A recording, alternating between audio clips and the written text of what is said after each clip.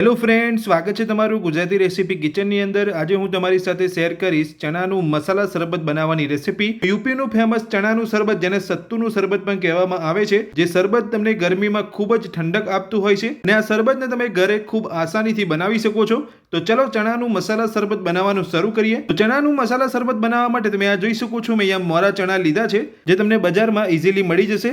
તો આ રીતના મોરા ચણા તમારે અહીંયા શરબત બનાવવા માટે લેવાના છે। તો શરબત બનાવવા માટે સૌથી પહેલા આપણે ચણા ઉપર જે અહીંયા છોડા રહેલા છે તે કાઢી લઈશું અને ત્યાર પછી બધા જ ચણાને મિક્સર જારની અંદર લઈને પીસી લઈશું। તો ચણાની ઉપર રહેલા છોડા આપણે અહીંયા કાઢી લીધા છે। તો હવે શરબત બનાવવા માટે મિક્સર જારનું ઢાંકણ બંધ કરી ચણાને પીસી અને પાવડર બનાવી લઈશું।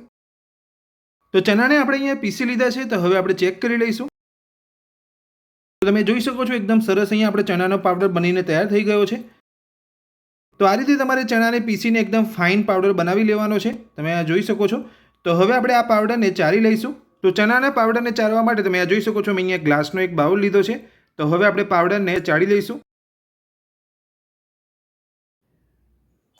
તો આ રીતે તમારે અહીંયા ચણાનો પાવડર કરીને ચારી લેવાનો છે। ત્યાર પછી તમારે શરબત બનાવવા માટે પાવડરનો યુઝ કરવાનો છે। તમે આ રીતનો પાવડર બનાવી અને સ્ટોર પણ કરી શકો છો અને જ્યારે તમે અહીંયા શરબત બનાવીને પીવા માંગતા હોય ત્યારે તમે યુઝ કરી શકો છો। તો અહીંયા જેટલું શરબત બનાવી રહ્યો છું એટલો પાવડર મેં અહીંયા લઈને ચાળી લીધો છે। તો પાવડરને ચાળી લીધા પછી હવે આપણે પાવડરની અંદર ઠંડુ પાણી ઉમેરી અને પાવડરને ઓગાળી લઈશું।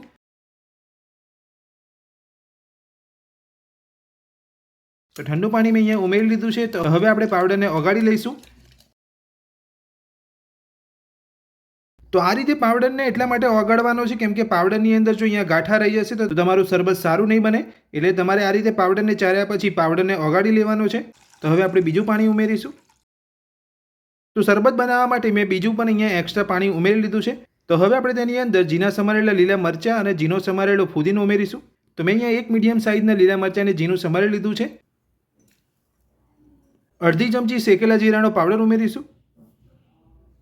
સાથે શરબતની અંદર ઝીણી સમારેલી ડુંગળી ઉમેરીશું।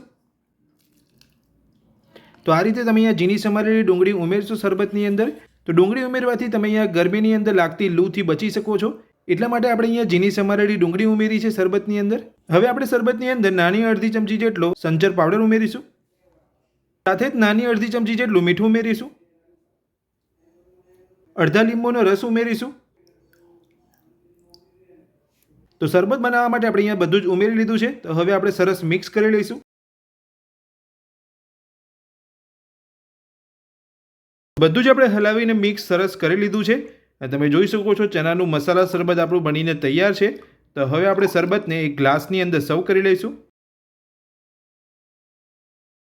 તો ગરમીમાં શરીરને ખૂબ જ ઠંડક આપતું ચણાનું મસાલા શરબત આપણું બનીને તૈયાર છે અને આપણે અહીંયા ગ્લાસની અંદર સર્વ પણ કરી લીધું છે, તમે આ જોઈ શકો છો।